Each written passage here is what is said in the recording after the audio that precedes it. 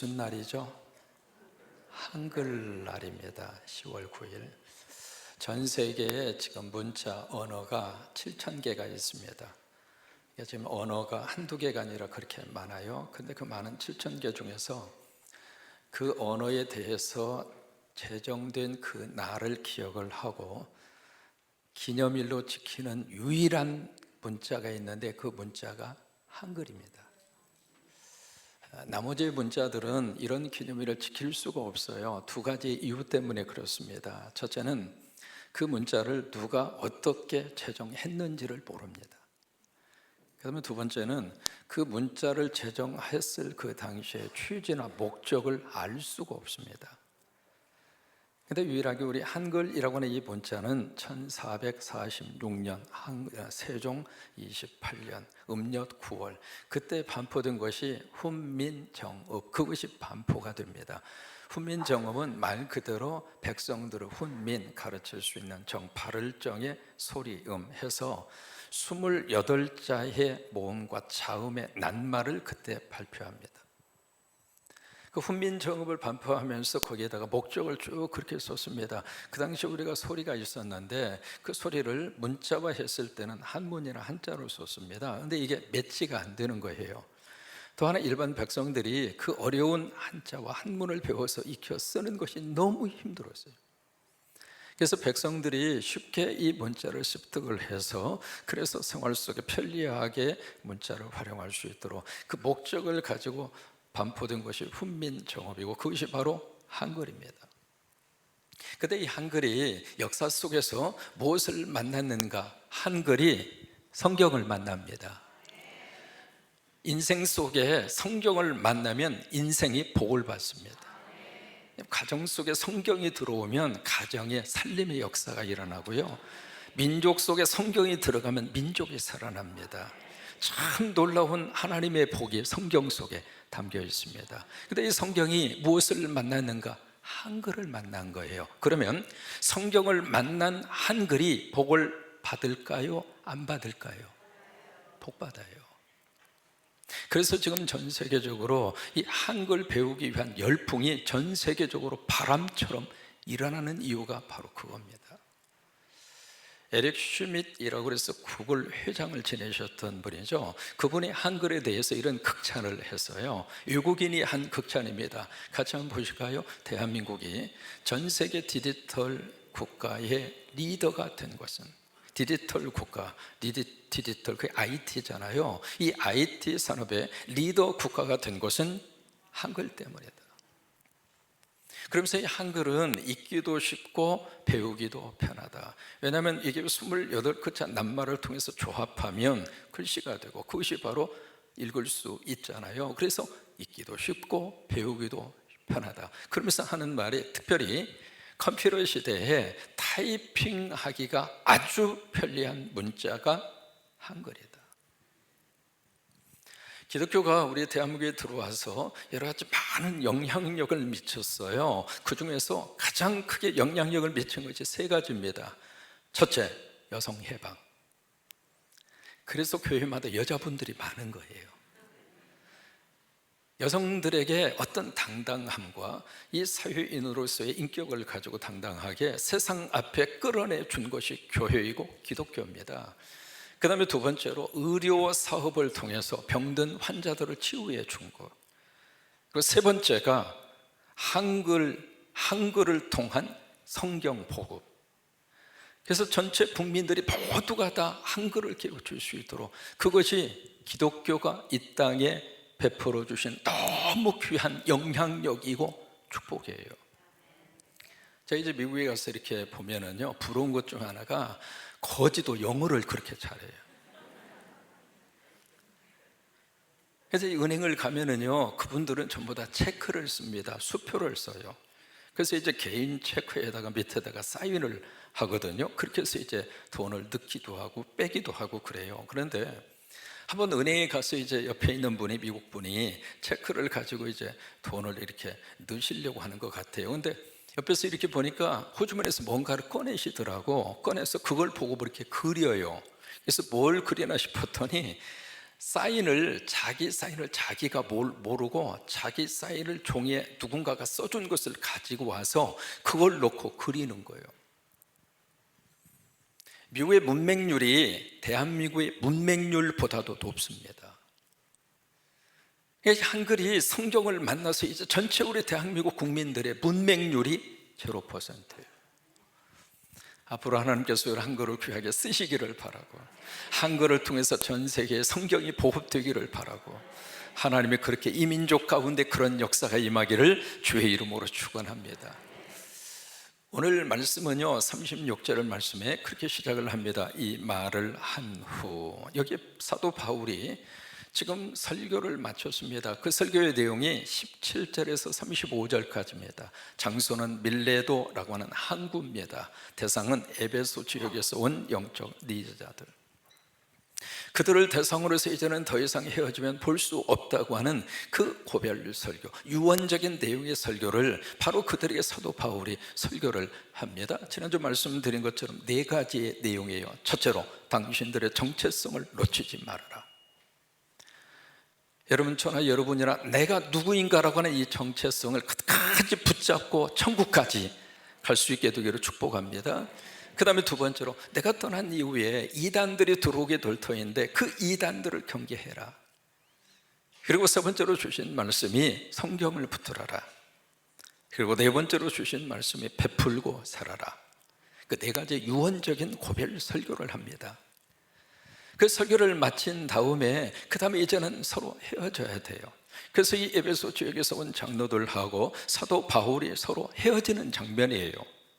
그 헤어지는 장면인데, 오늘 성경에서 2가지의 그 내용을 우리가 오늘 본문에서 읽을 수 있습니다. 첫째는 바로 뭐냐면 함께함이라고 하는 거예요. 한 사람은 떠나고 다른 그룹은 다른 지역으로 가고 이제는 더 이상 볼 수 없는 마지막 이별의 순간인데, 그 이별의 순간의 현장에 뭐가 있는가? 함께하는 거예요. together, 함께. 그 다음에 두 번째로 오늘 본문을 통해서 기억하고 싶은 단어가 바로 뭐냐면 기도입니다. 가는 사람도 지금 기도를 하고 있고 떠나는 사람도 기도로 보내고, 그래서 이게 이 본문 짧은 구절입니다만은 이 본문 속에서 처음도 기도고 마지막도 기도고. 오늘 36절의 말씀을 같이 한번 기억하면서 읽겠습니다. 36절, 이 말을 한 후 무릎을 꿇고 그 모든 사람들과 함께 기도해요. 여기에 함께 기도합니다. 함께. 그러니까 사도 바울만 기도한 것이 아니라 거기에 있었던 모든 사람들이 함께 기도하는 거예요. 그 다음에 두 번째로 37절에 보시면은 다 크게 뭘 했어요? 울어요. 우는데 바울의 목을 껴안고, 그리고 뭘 맞추죠? 입을 맞추고. 여러분, 아멘 하시고 옆 사람 입 맞추지 마세요. 이건 그 당시 유대인들의 인사법이에요. 그러니까 서로 끌어안고 막 함께 지금 울고 있습니다. 바울도 울고요, 그리고 바울을 보내는 에베소 장로들도 울고 있습니다. 여러분, 이 장면에 참 마음속에 깊은 감동이 와요. 울면서 보내고 울면서 떠나고 함께 지금 울고 있잖아요. 그 다음에 38절에 보시면은 한번 읽습니다. 다시 그 얼굴을 보지 못하리라 한 말로 말미암아 더욱 근심하고 배에게까지 그를 전송하니라. 함께 동행하고 있습니다. 그래서 3가지의 투게더, 함께가 오늘 짧은 구절 속에 등장을 하는 거예요. 함께 기도하고, 함께 울고, 함께 동행하고. 지금 우리 한국 사람들에게 있어서 가장 많은 병 가운데 하나가 바로 뭐냐면 고독과 외로움이에요. 전체 1400세대가 우리 한국에 살고 있는데 그 가운데 22%가요 전부 다 독거인입니다. 그래서 홀로족이 그렇게 많아요. 혼밥, 혼숙, 이제는 친숙한 단어가 됐습니다. 그러면 하나님이 우리를 그렇게 홀로 살도록 처음부터 창조를 하셨는가? 그렇지 않아요. 같이 살라고 창조해 주셨어요. 아담을 딱 창조하신 다음에 하나님이 혼자 독처하는 것이 보시기에 좋지 않았다. 그래서 그의 옆에서 갈비뼈를 쥐어서 한 존재를 만드시잖아요. 그 존재가 바로 하와잖아요. 그래서 하와를 데려다가 누구에게 데려다 줬는가? 아담에게 데려다 준 거예요. 왜요? 함께 살으라고. 투게더입니다. 여러분, 성광교회 오셔서 우리가 한 가족이 됐어요. 우리는 함께 삽니다. 그게 아멘. 함께 울고 함께 웃고, 그게 가족이에요. 어느 한 집에서 이제 딸이 셋이 있었는데 그 부부가 또 한 명의 딸을 입양을 하자. 그래서 이제 네 번째 딸을 입양을 했어요. 입양을 해서 그 딸을 집으로 딱 데리고 왔는데 낯선 환경 속에 입양을 해서 데리고 온 이 네 번째 이 딸이 계속 우는 거예요. 먹지도 않고 잠도 안 자고. 그렇지 않겠어요? 그래서 이제 달래도 이 울음을 그치지 않고, 맛있는 것을 주어도 그치지 않고, 장난감을 주어도 그치지 않고 계속 그러는 거예요. 그러니까 그 큰딸이 어느 정도 좀 컸거든요. 이 큰딸이 네 번째로 입양해서 온 그 애를 꼭 끌어안고 같이 우는 거예요. 애도 울고 언니도 울고 시건같이 울고 났더니 그 입양해서 온 아이가 지쳤는지 잠에 든 거예요. 잠을 자고 깨어난 다음부터, 그때부터 얼굴에 화색이 들고 밥도 먹고 지금까지 잘 먹고 잘 살아요. 가족이에요. 같이 울고 같이 웃는 거예요. 여기 바울과 에베소 교회 교인들은 그냥 목사와 장로 그 관계가 아니라 예수 안에서 가족이었어요. 그래서 같이 부둥지 않고 함께 운 거예요. 그 다음에 함께 우는 것으로 끝나지 않고 바울이 배를 타고 떠나가는 그 순간까지 함께 간 거예요. 그러면서 이 모든 것의 시작이 어디서부터 이루어졌는가? 기도로부터 시작을 해요. 그래서 보내면서도 기도하고 헤어지면서도 기도하고, 여러분, 우리 삶의 모든 것의 출발이 기도로 출발하고 마지막을 기도로 마감할 수 있으면 하나님이 우리 인생 보호하시고 책임져 주세요. 아이들이 집에 왔을 때에도요, 기도로 맞이하세요. 손주가 오래간만에 왔으면 아이고 내 새끼, 아이고 예쁜 거, 그래서 끌어안아 주면서 바로 기도하세요. 바로 머리에 손 얹고 주님 우리 아이 축복해 주세요. 기도 길게 하시면 모두가 그 아이들 도망가니까 짤막하게 짧게, 그때는 지혜롭게 기도를 하셔야 될 필요가 있어요. 애야 기도하자고 무릎 꿇어놓고 3시간을 기도하면 그 아이가 진절머리가 나지. 그때는 지혜롭게 여러분들이 한마디 기도라도 괜찮아요. 아이가 딱 오면 아이를 딱 끌어안고 주님 우리 아이 축복해 주세요. 그 다음에 그 아이를 보낼 때에도 주님 우리 아이 축복하여 주세요. 여러분, 기도로 시작하고 기도로 끝을 맺으면은요, 하나님의 은혜가 있고 하나님이 축복하십니다. 기업도 마찬가지고요, 하루의 삶도 마찬가지입니다. 바로 이 바울은 에베소 교회에 있는 이 장로들을 헤어지면서 알파가 기도이고 마지막 오메가도 기도였어요. 근데 무슨 기도를 했느냐? 36절에 보세요. 같이 한번 했습니다. 이 말을 한 후 무릎을 꿇고 그 모든 사람들과 함께 기도하니. 그러니까 사도 바울이 설교를 하고 가장 먼저 무릎을 누가 먼저 꿇었는가? 사도 바울이 무릎을 먼저 꿇은 거예요. 여러분, 목사가 먼저 무릎을 꿇어야 성도들도 무릎을 꿇는 거예요. 그러니까 사도 바울이 먼저 무릎을 꿇은 다음에 그 다음에 나머지 사람들이 서서 구경하고 있었던 것이 아니라 같이 무릎을 꿇은 거예요. 여러분, 제가 무릎을 꿇고 여러분도 같이 무릎을 꿇어 주실래요? 다시 여쭤볼게요. 제가 무릎을 꿇고 여러분도 무릎을 꿇어 주실래요? 여기서 다른 기도, 여러 가지 많은 기도를 할 수 있는데 여기에서 바울은 무릎을 꿇고, 사명을 위해서 떠나면서 바울은 무릎을 꿇었고, 사명을 위해서 떠나가는 바울을 위해서 에베소 장로들이 함께 무릎을 꿇어준 거예요. 여러분, 성경에서 무릎을 꿇고 기도하신 분들이 굉장히 많습니다. 그 중에 대표적인 분을 한 사람 꼽으라면 다니엘입니다. 그래서 다니엘서 6장 10절에 보시면은 성경이 그렇게 기록이 되어 있습니다. 함께 읽습니다. 다니엘이 이 조서에 왕의 도장이 찍힌 것을 알고도. 여러분, 조서가 뭔가? 특별 법령입니다. 그 특별법이 무엇인가? 다니엘을 잡기 위한 함정이 들어가 있는 특별 법령이에요. 이 다니엘은 바벨론이라고 하는 제국으로 포로로 끌려갔던 청년인데, 거기에서도 실력이 있어서 다리오라는 그 왕이 이 다니엘을 전체 120명의 도지사급이 있는 그 관리를 관리할 수 있는 총리가 세 사람이 있었는데, 그 총리 중에서도 1등 총리예요. 하나님 우리 자녀들에게 실력을 주셔서,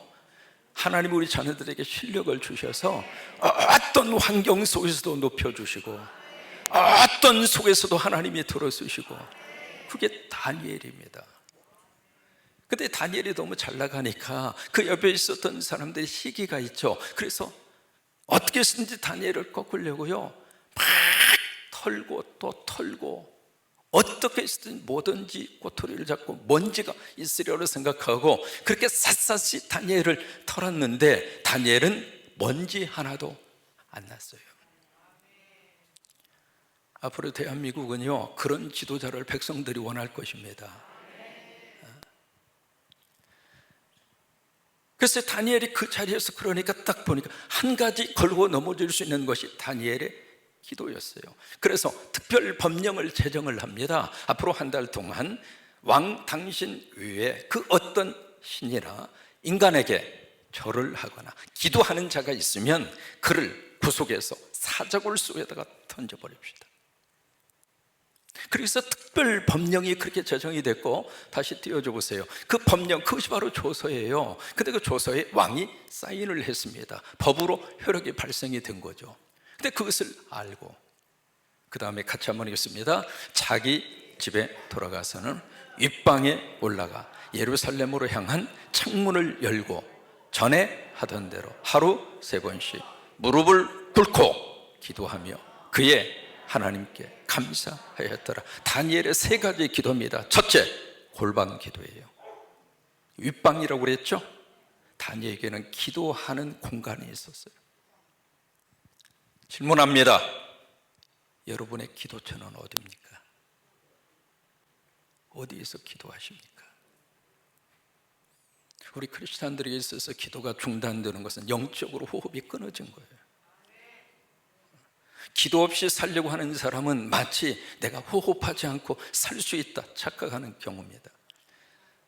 여러분이 무릎 꿇는 골방은 어디입니까? 어디에서 기도하십니까? 다니엘에게는 골방이 있었어요. 다니엘에게는 윗방이 있었다 이 말이에요. 두 번째로 다니엘이 무슨 기도를 했는가? 무릎 기도를 한 거예요. 무릎을 꿇고 기도했어요. 그리고 세 번째, 다니엘은 감사의 기도를 하나님 앞에 올립니다. 그 뒤에 어떤 결과가 나왔는가? 이게 들켰잖아요. 들켜서 다니엘을 잡아다가 사자굴 속에 던져버렸습니다. 그걸로 끝난 줄 알았어요. 그런데 그 사자굴 속에 하나님이 함께 하셨어요. 그래서 사자의 입을 하나님이 막으신 거예요. 창조 이래로 사자가 먹거리를 놓고 침 흘리고 끝난 것은 그때가 처음이에요. 무릎 기도의 능력입니다. 두 번째로 무릎 기도의 대표적인 분이 엘리야입니다. 엘리야, 구약성경의 유명한 선지자잖아요. 열왕기상 18장에 보시면 엘리야의 그 모습을 이렇게 성경이 기록합니다. 아합이 먹고 마시러 올라가느라. 아합이 그때 이스라엘의 왕이었습니다. 그러면서 엘리야는 어디로 갔는가? 갈멜산으로 올라갑니다. 저는 갈멜산을 몇 번 올라갔습니다. 갈멜산 올라갈 때마다 꼭대기에 누가 있느냐면 엘리야의 동상이 딱 서 있습니다. 그리고 동상 바로 앞에 조그마한 교회당이 있어요. 그 교회당에 들어가서 무릎을 딱 꿇으면은요, 엘리야의 영성이 막 쏟아지는 그런 은혜를 받아요. 그게 갈멜산.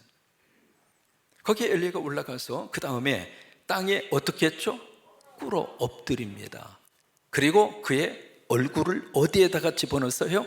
무릎사위에다 집어넣습니다. 여러분, 우리 일어나서 이거 한번 해볼까요? 쉽지 않는 행동입니다. 또 무릎 기도의 대표적인 분이 누구 있는가? 누가복음 22장에 보시면 예수님이세요. 예수님이 무릎 기도를 하셨어요. 같이 한번 읽습니다. 예수께서 나가사 습관을 따라 감람산에 가시매 제자들도 따라가더니 그곳에 이르러 그들에게 이르되 유혹에 빠지지 않게 기도해라. 하시고 그들을 떠나 덜진 만큼 가서 무릎을 꿇고 기도해요. 따라서 말하십니다. 예수님이 무릎 기도를 하셨듯이 나도 무릎 기도를 하자. 아이, 관절이 아파서 무릎을 못 꿇어요. 괜찮아요. 그럼 의자에서 기도하세요. 그러나 그렇게 기도하시더라도 무릎을 꿇는 심정으로 기도하시라 이 말이에요. 독일 속담에 이런 속담이 있습니다. 사람에게 무릎을 꿇지 않으려면, 살다 보면 그런 일 있을 수 있잖아요. 좋은 일로 무릎을 꿇으면 얼마나 좋겠어요. 그런데 자존심 상하고 참 내가 이 사람한테 내가 무릎 꿇어야 되나, 그런 순간 맞이할 수가 있잖아요. 근데 살면서 사람에게 무릎을 꿇지 않으려면 하나님께 무릎을 꿇어라. 하나님께 무릎을 꿇으면 사람에게 무릎 꿇을 일이 없을 것이다. 그래서 우리가 하나님 앞에 무릎을 꿇으면 하나님이 역사하시고 하나님이 함께 하시고 하나님이 도와주셔서 우리 인생을 거뜬히 승리하도록 하나님이 함께 하실 줄로 믿습니다. 그래서 사람 앞에 무릎 꿇지 말고 하나님 앞에 무릎 꿇어라 이 말이에요. 던킨 도너스라고 하는 도너스 가게, 군산에도 들어와 있더라고요. 그 던킨이라고 하는 것은 적신다라고 하는 뜻이에요. 도너스가 하도 다니까 저것을 이제 아메리카노라고 하는 아주 세신 커피 있잖아요. 그 커피에다가 이 던킨 도너스 달짝지근하니까 그걸 커피에다가 적셔서 그렇게 드시면은 아주 묘한 맛이 나와요. 그래서 저 던킨 도너스라고 하는 것이 유명하잖아요. 그래서 창업자가 누구냐면 윌리엄 로젠버그, 바로 옆에 있는 사람인데, 저분이 지금 전 세계적으로 저 기업이 40개 나라에 약 한 5천 개 정도 체인 가게로 그렇게 급성장을 했습니다. 이분에게 물었어요. 당신의 성공 비결이 뭡니까?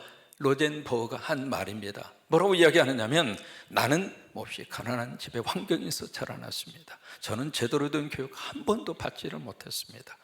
다만 내가 할 수 있는 것 열심으로 교회로 가서 하나님 앞에 하나님 아버지 앞에 무릎을 꿇는 일이었습니다.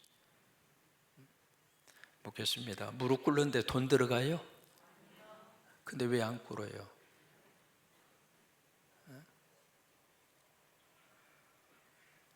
여러분, 자녀들을 위해서 무릎을 꿇으시고 왜 아멘도 안 하셔요? 자녀들을 위해서 무릎을 꿇으시고 여러분들의 영적 삶을 위해서 무릎을 꿇으시고 내 남은 생애를 위해서 무릎을 꿇으시고 신앙생활하면서 어떻게 하면 내가 하나님의 복 가운데 믿음 생활할까 질문하며 무릎을 꿇고 기도하시라고.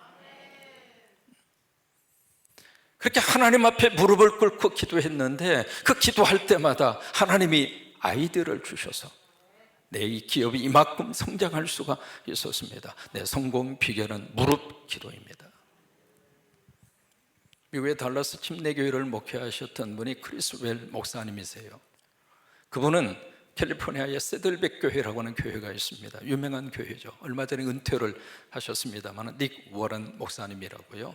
그 목사님의 가장 큰 영향력을 미친 분이 크리스 웰 목사님이세요. 그런데 그 목사님이 아주 인상적인 말을 우리에게 해주고 있습니다. 뭐라고 그러냐면, 같이 한번 읽어요. 시작. 가장 잘 무릎 꿇는 이가 가장 훌륭히 서는 자요, 가장 연약한 것처럼 무릎을 꿇는 이가 가장 강하게 서는 자이며, 가장 오래 무릎을 꿇는 이가 가장 오래 서는 자예요. 여러분, 저 부분을 가만히 보시면은요, 가장 훌륭히 설 수 있는 비결이 뭘까? 가장 강하게 설 수 있는 비결이 뭘까?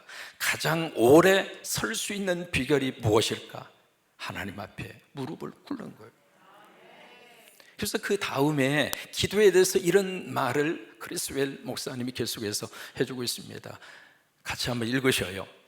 우리가 일할 때는 우리가 일할 뿐이지만 우리가 기도할 때는 하나님께서, 저는 그 밑에 나와져 있는 영어 센텐스를 굉장히 좋아합니다. When we work, we work. When we pray, God works. 그러니까 우리가 무릎을 꿇으면은 하나님께서 우리에게 복을 주실 손을 펴시는 거예요. 이 복이라고 하는 단어를 히브리어로 바라크라고 합니다. 바라크. 근데 이 바라크라고 하는 히브리어 이 단어 속에 무슨 뜻이 들어있느냐면 무릎을 꿇다, 그 뜻이에요. 그러니까 우리말로 번역이 되어져 있는 복이라고 하는 그 원문 히브리어의 본래의 뜻은 무릎을 꿇다예요. 무릎을 꿇으면 하나님의 복 주십니다.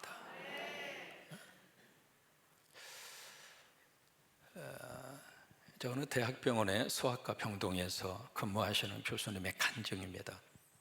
한 아이가 그 병원으로 이송이 돼서 왔는데 이 아이가 고열로 막 고통을 당하는데 처음에 어느 병원에 가서 치료를 해보려고 무진내를 썼는데 병명도 모르겠고 이 열도 떠나지도 않고, 그래서 이제 좀 더 큰 대학병원 소아과 병동으로 그 갓난아이가 이송이 돼서 온 거예요.